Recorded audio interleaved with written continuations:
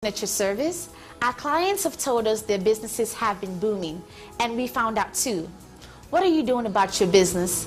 Do you want more clients? Do you want more people to know about the services that you do provide? Do you have a luncheon coming? What about your premieres? Call MBC. Advertise your birthdays, weddings, anniversaries, church program, or request our coverage at your function. MBC, at your service 24/7. Call 832-887-6452 or call 281-888-9502. MBC, your favorite station, sharing African views.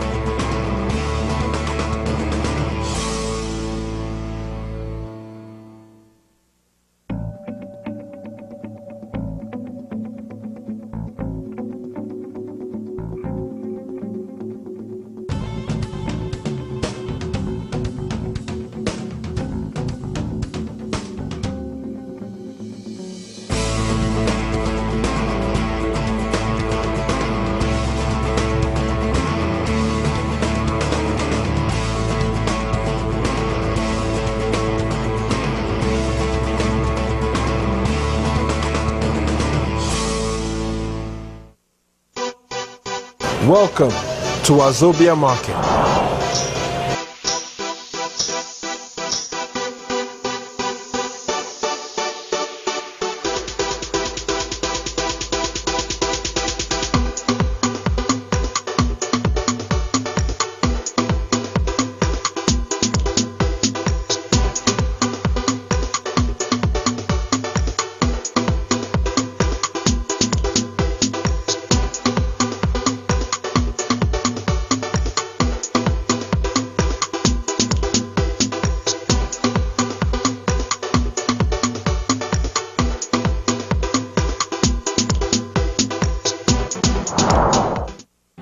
People assume quality car insurance has to cost more. People assume too much. The truth is, drivers who switched to Allstate last year saved money and got better protection. So get the facts, because you know what they say about people who assume. They pay more for car insurance than you and me. Call Kayode Ajanaku, 9903 State Highway 6 South, Suite 600, Sugarland, Texas 77498. Telephone 713-776-3275. Good morning and welcome to another interesting episode of Dawn on MBC. My name is Jumoke and it's another beautiful Saturday. 7 days already since we were last here. And we hope you had a fantastic week. Of course, with me this morning is Professor Patrick Omosagi. Good morning. Good morning, Heath, and I hope you all had a beautiful week. I mean, the weather is also very, very good this morning. Did you just say good? Yeah, it's good. Cold? I mean, well, it's not what you call cold. It's, just a spice of cold, but there's a lot of sunshine. So it's good weather. Oh, yes, there's a lot of sunshine. I'm sure a lot of people will take this to being in Chicago right now.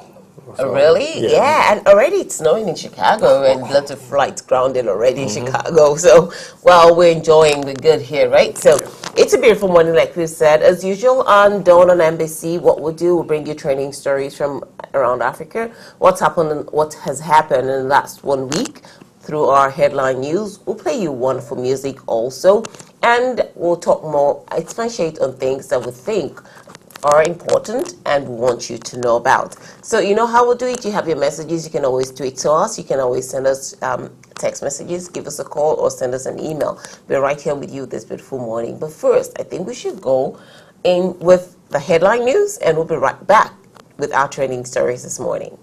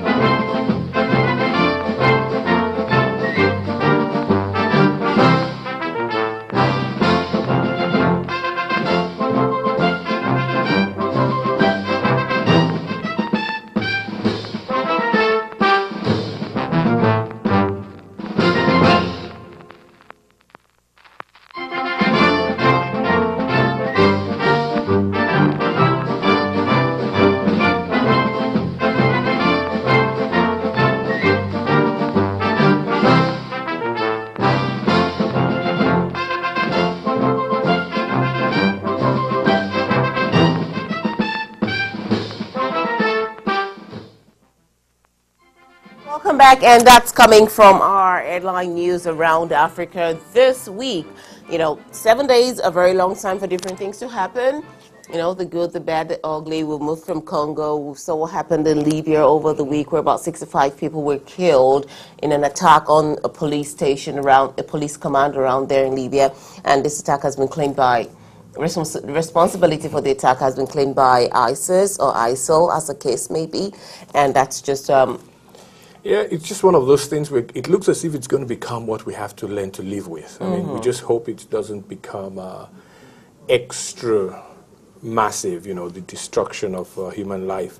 But right now, it seems as if it's every other day. Something is happening around the world, where people are being killed. And I know a lot of people don't like to say it in the name of religion, but actually they claim that it's about their religion. When they do these things, you're an infidel, or you're not following the tenets of our religion. So it's unfortunate, but we're going to have to find a way to fight it. Exactly. Yeah. Religion seems to be something dividing the whole world, right? We're all divided along the lines of religion, ethnicity. There's just something, and I really pray someday. It may not be my generation, maybe not my time. I mean, the way we're going now, because it just seems to be multiplying, and it's now all over. Before would say, oh, it was a Middle East problem. Now it's like the whole world problem right now. It's Africa, everywhere, right? It's in Western Europe and all that. So, I mean, it's just a problem we have. And this past week alone, and I know people who would say deliberately they would rather stay away from watching the news or listening to the news because they think it's just all about bad news for them. Well, no, I mean, you still have to find out what's going on around the world, no matter how you want to stay away from it on TV. You hear about it if it's bad. I mean, that's why bad news. Because the media comes into your living room uninvited, right? Either through your phone, the TV, in every way. Yes. In every way. So, I mean, I'm not going to bother myself and say I'm not going to try to follow the news that way. Okay, before we go to our trending stories this morning, we'll open our phone lines for people to contribute to our discussion in just a matter of minutes. But first, let's take this from Asha. This is something called Ayo. And when I saw this music video, it actually took me back to Nigeria, to my roots. And I think you should enjoy this first, and we'll be right back with you. It's done on MBC. The number to call is on your screen. And very soon, we'll be letting open that phone line, and we can discuss.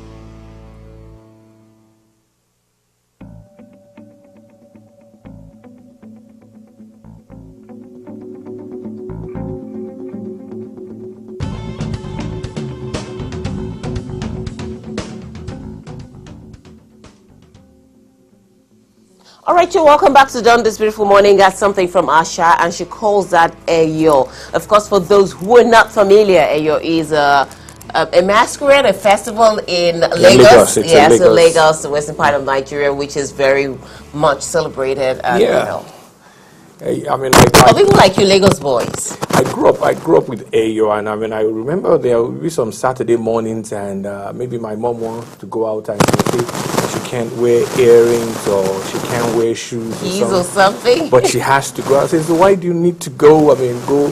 She says the Ayo masquerade is out on that day, and if you wear those things, they would pummel you with their pambata and all that. But I grew up later to know it was really supposed to be a fun kind of day. Yes. But I know it turned rough at some time. That I think it was banned. Yes, was pretty banned bad. Yes, that but they're back the rivalry and all of those. Mm-hmm. But it's not a big festival that's actually celebrated for days in Lagos, and we have all the commercial buses all branded now.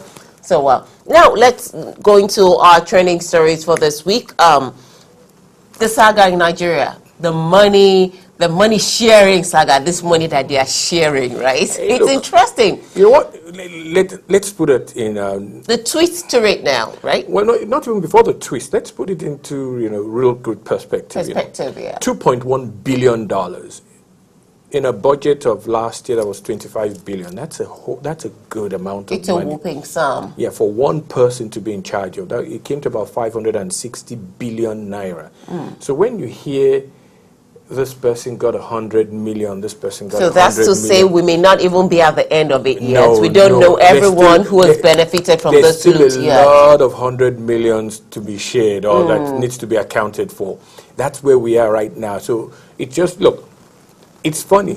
When this all started about a month ago, maybe Falai was the last person you would hear that got out of this. So all of You a let sudden, the cat out of the bag already, no? Yeah. But that's true, right? We had from our presidential aspirant under the SDP platform then, who was also part of the Ibrahim Babangida administration, where Was he tried finance- the was finance structural minister, adjustment yeah. program, which people really pointed lots of accusing fingers at Yeah. him for.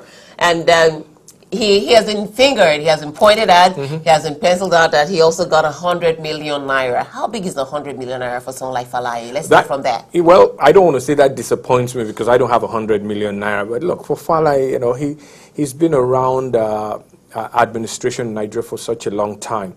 Now, does he think they would send him 100 million naira just because it was his birthday? You know, Was it his birthday? yeah, well, you know, I mean, but that surprises me. But on the other hand, Nigerians are so used to free money, you know, so that it didn't mean anything to a lot of those people.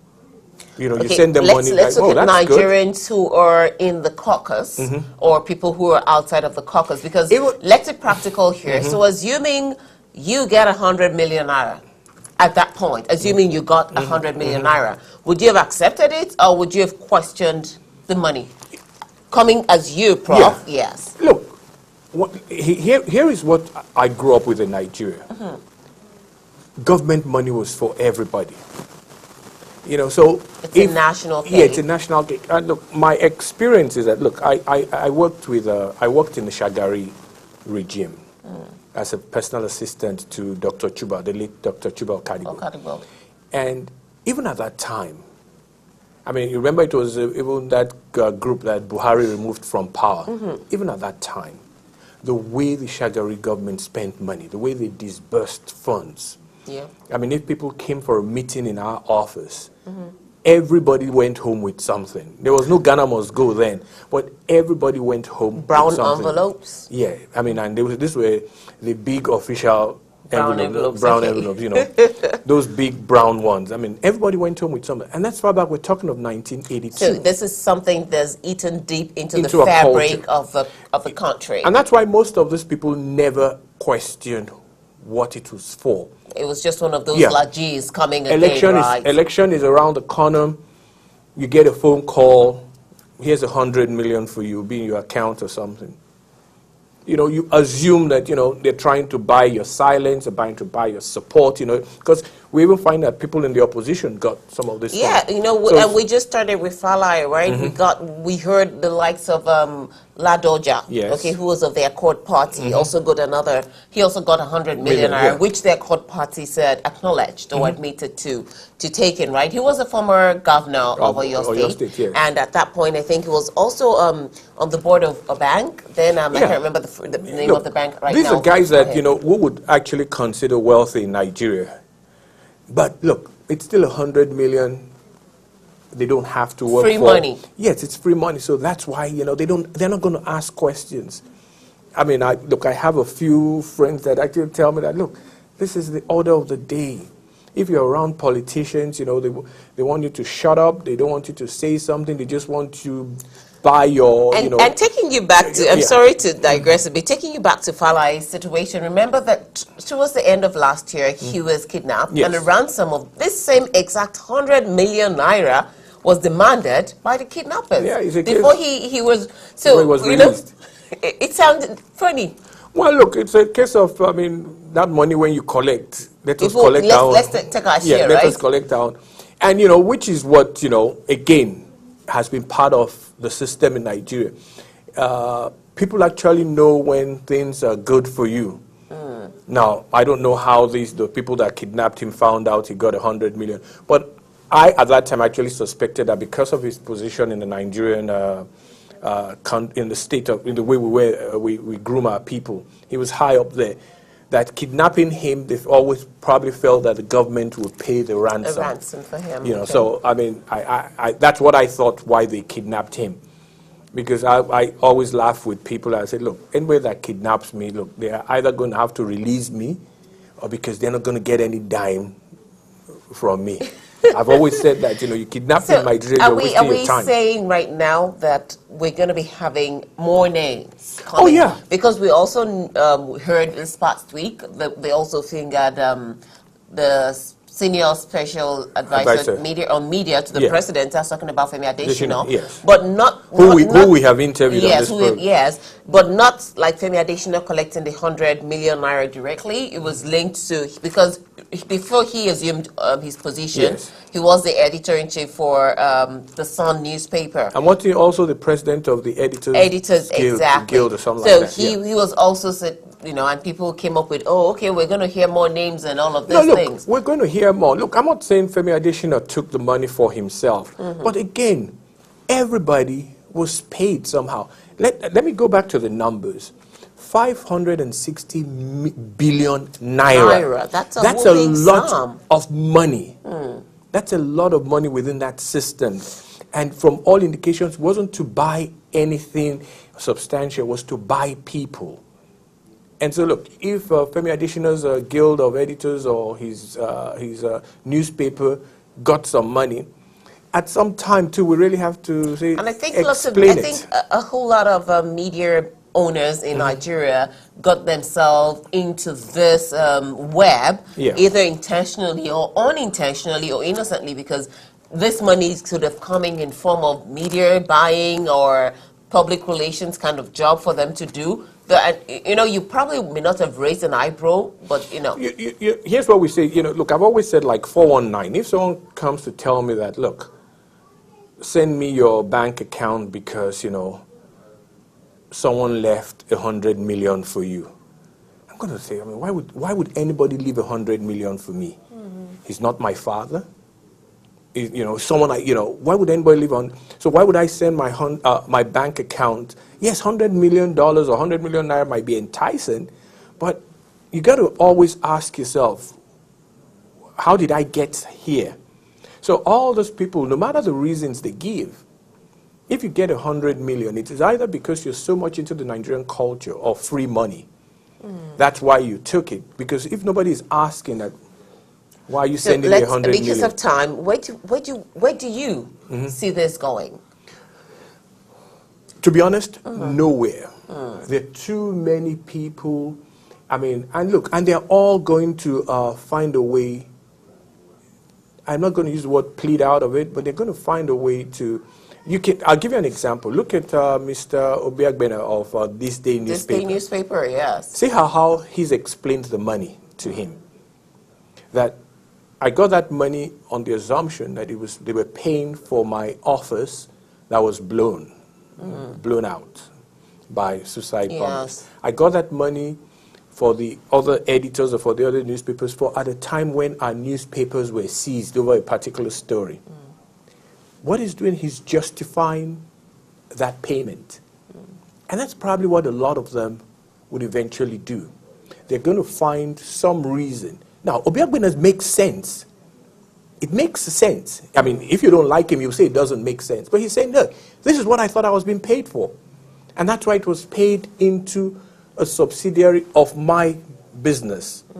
Because it was for newsprints that we lost, because our papers were seized. And for my building that I lost in Abuja or wherever I was bombed, And so, like, it's more of he assumes it's a government compensation. Yes, it's government compensation. Is that so? Government compensates everyone whose business crumbles. Well, look, that's what he's saying. And look, remember, these things are going to have to get to. Look, let's go to Falaye.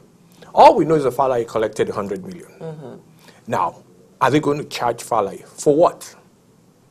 That. Is it 419 receiving money under false pretext? So why was I don't know what he'll be charged for. I don't know what he'll be charged for. So you think he doesn't have a case to answer? Yes, because you think about it. What are they going to charge him for? Okay, so what was the money for? That's what I'm saying. It's 419. I mean, What was the 419. money for? Hey, every now and then government sends me money, and he will probably go back for a long time, and we'll find out that this is probably something that has been within our system for a long time. That people in power, because I'll go back, I said this I think a couple of weeks ago. This is not the first time, it's just that this is the largest amount. This is not the first time that we're having issues with security votes. It happens with governors and the presidency. We call it unaccountable money. They use it for anything. So that's where the problem All right, Prof. Right now, we'll take another break. It's done on MBC. And when we come back, we'll be talking about the story, another story of a Nigerian who used to be in the UK, whose mom and dad, you know, it's been in the news. It's one of the trending stories around right now. Yep. People have reposted it, shared it on social media. So we'll be right back with you. Welcome to Wazobia Market.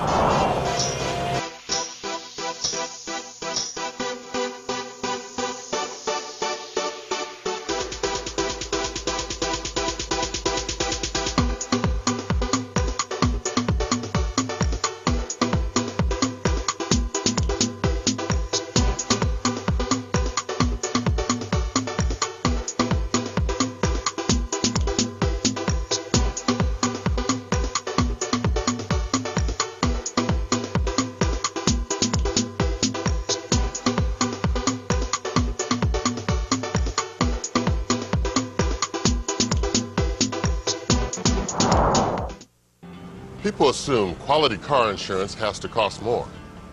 People assume too much. The truth is, drivers who switched to Allstate last year saved money and got better protection. So get the facts, because you know what they say about people who assume. They pay more for car insurance than you and me. Call Kayode Ajanaku, 9903 State Highway 6 South, Suite 600, Sugarland, Texas 77498. Telephone 713-776-3275.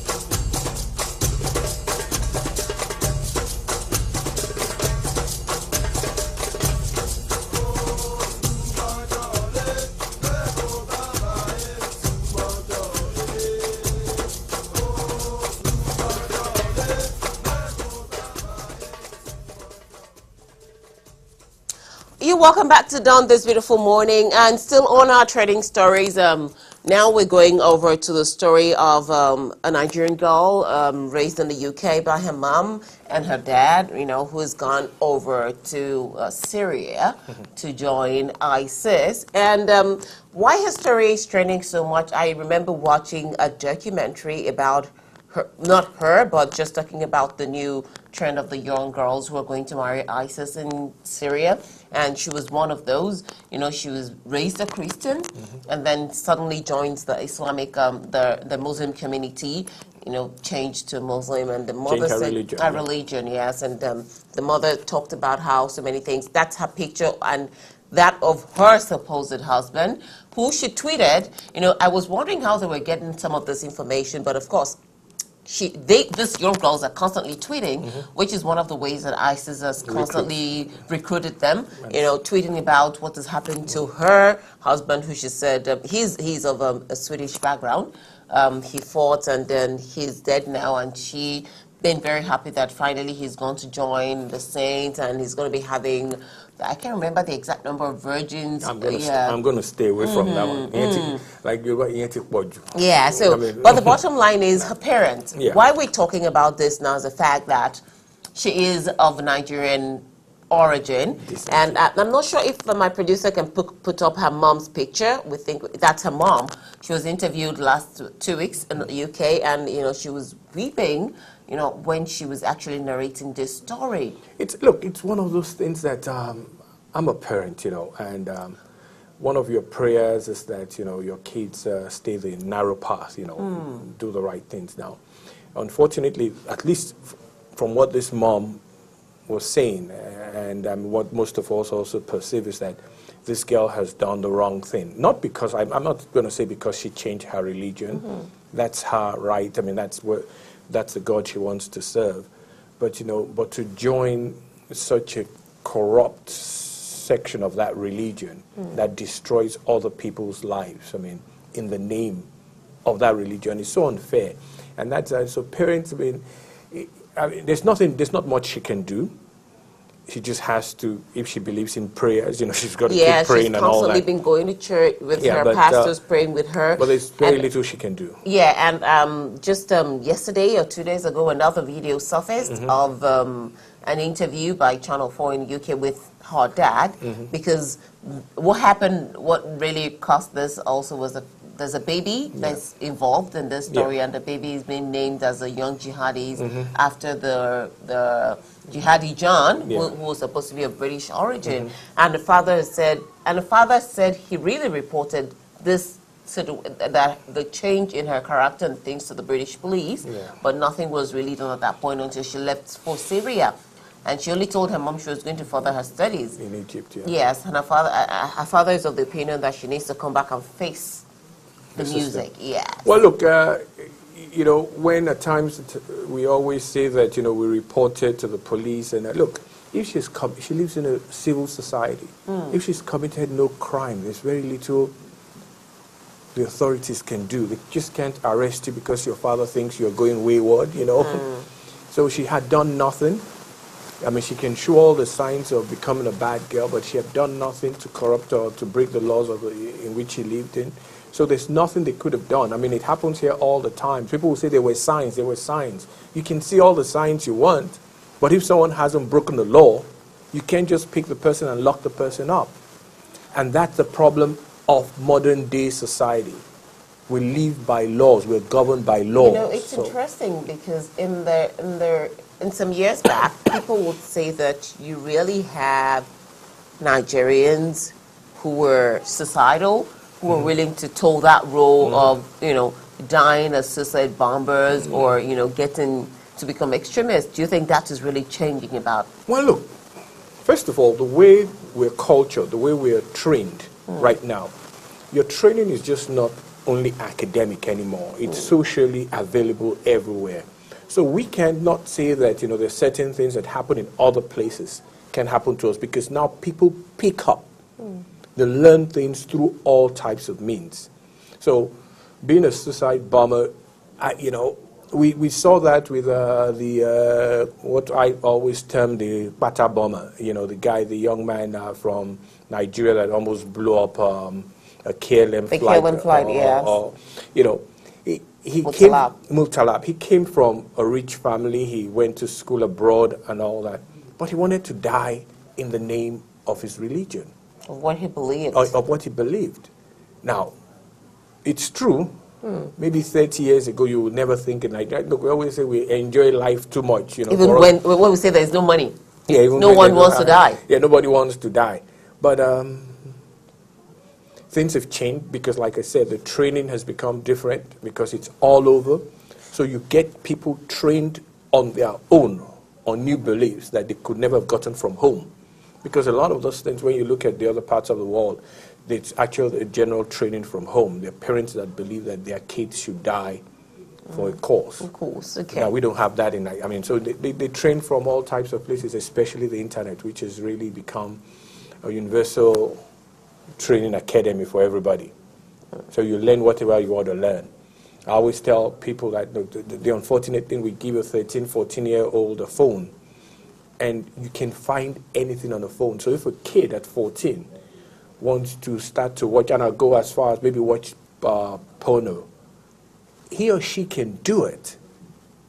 And there's very little you can. Control you have over it, right. Once they have the phone. Okay, it's done on MBC this beautiful Saturday morning, and we're just talking about stories trending or stories that happened in the last 1 week.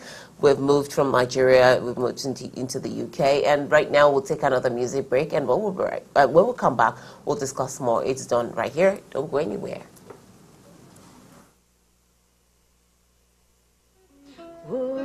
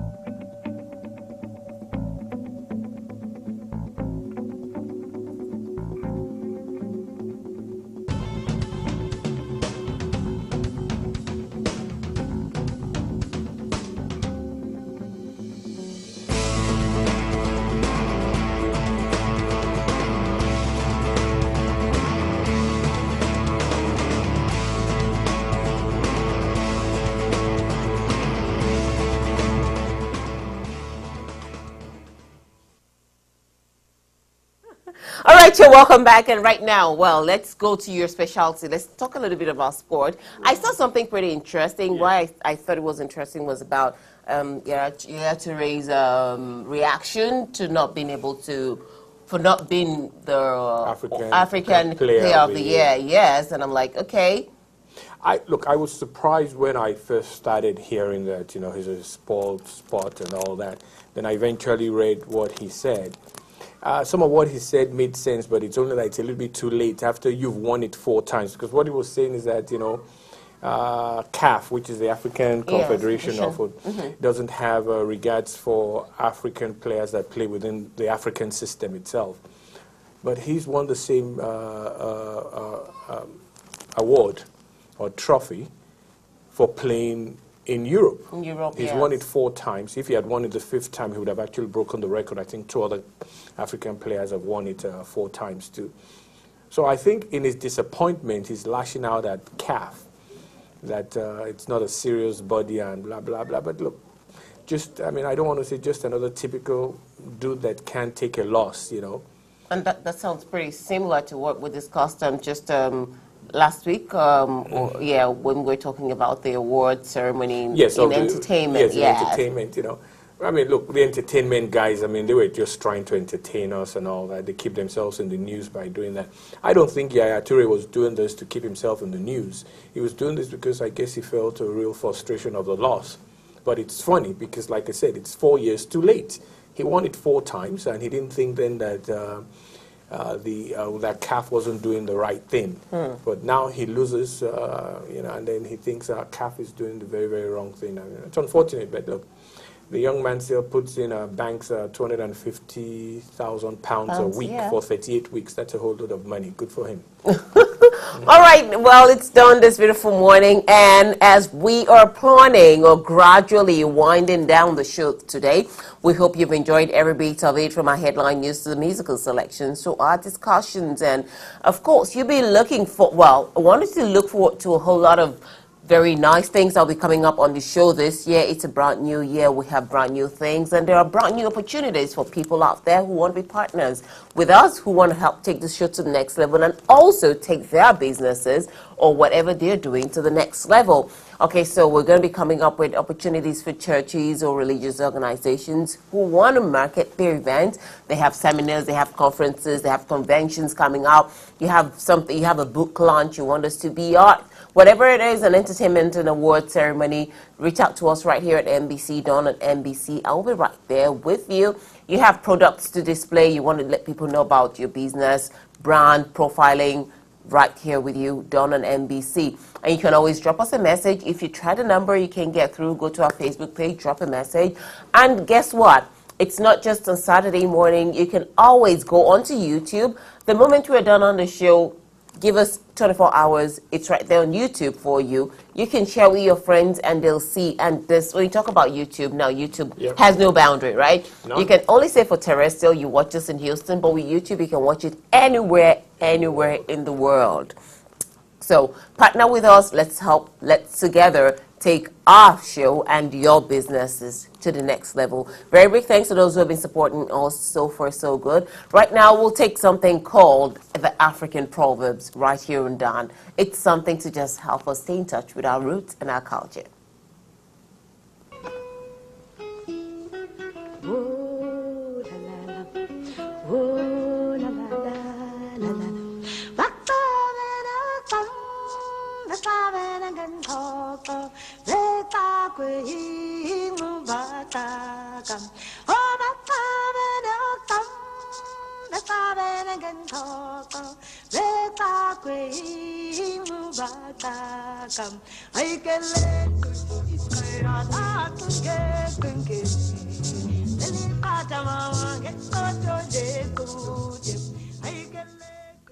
Okay, that's what we call the African Proverbs. Look forward to it here on the show every weekend. We'll have something for you, and I find this pretty interesting. It's more like it's a guy, and it says only a fool tests the depth of a river with both feet. Yeah, because look, I mean, you would drown.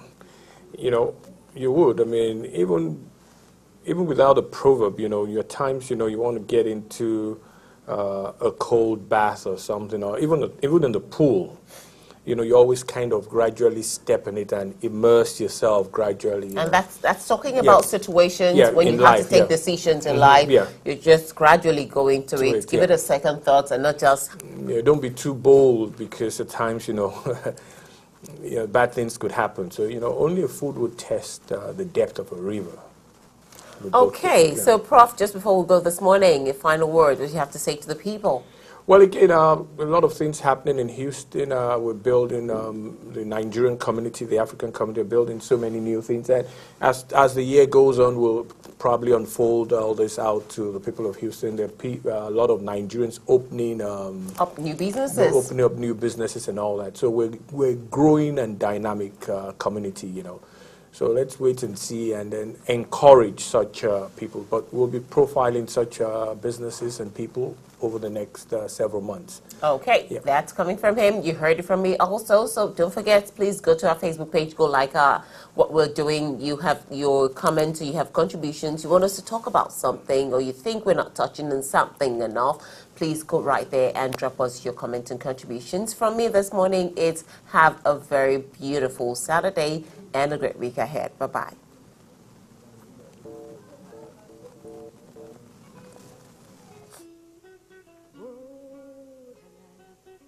Oh, la la la la la. Bata vena tam, bata vena gan koko, beta kwe mu bata kam. Oh, bata vena tam, bata vena gan koko, beta kwe mu bata kam.